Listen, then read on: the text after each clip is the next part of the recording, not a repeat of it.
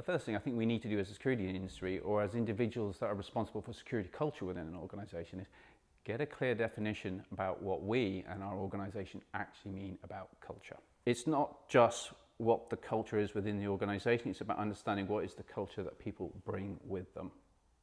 So actually understanding national culture is a really important thing as well. Again, our research has highlighted that there are other subcultures as well. So the legal profession has its own culture, the accountancy profession has its own, all the professions have their own. When you open up culture, it is a Pandora's box, but to provide a sense of direction when dealing with it, you've got to go back to what you're going to define as being culture within the organisation. One of the things I've learned is that the process of developing culture is pretty long-winded. Because of that, it gets embedded.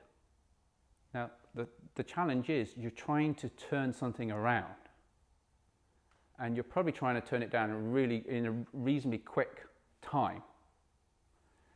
So actually, I sort of tend to take what I think is more practical or realistic view of things. Should we be calling it security culture, or should it be about how do we embed security into the existing culture?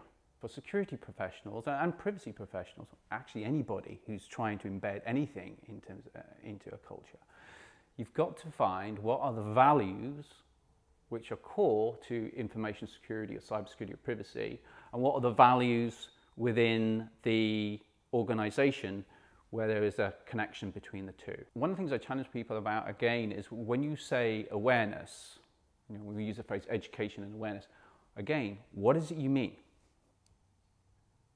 Now, you can make somebody aware of something and you can record that they've been aware of it, and they can even say that they're aware of it. But actually, what most people mean by an awareness campaign, what the objective is to actually make people aware with the objective of influencing behaviour. It's not just making people aware on the day that they've done the CBT, or they've done their induction training, or that they've done the workshop.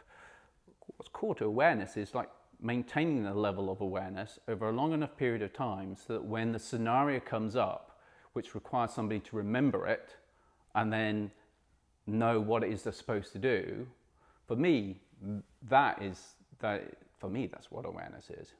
But for some organisations, you've got to be really clear about it. Some organisations will take the position from a risk-based approach that we're just going to make people aware.